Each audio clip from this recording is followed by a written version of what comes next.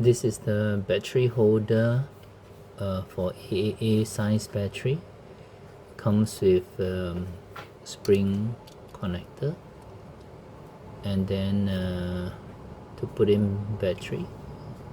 Right, the students can base on the shape of the battery to put in the correct polarity. Right, do it for the both. Okay, then after that we can connect this in series or parallel if you want it to be connected in parallel. So what you do is, this is the male, this is the female, and just slot it in like that. Then it is connected in parallel.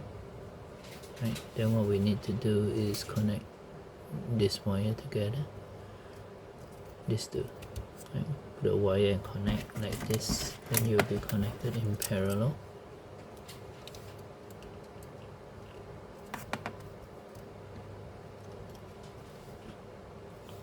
Okay, to connect them in series, remove this, slot this in from here.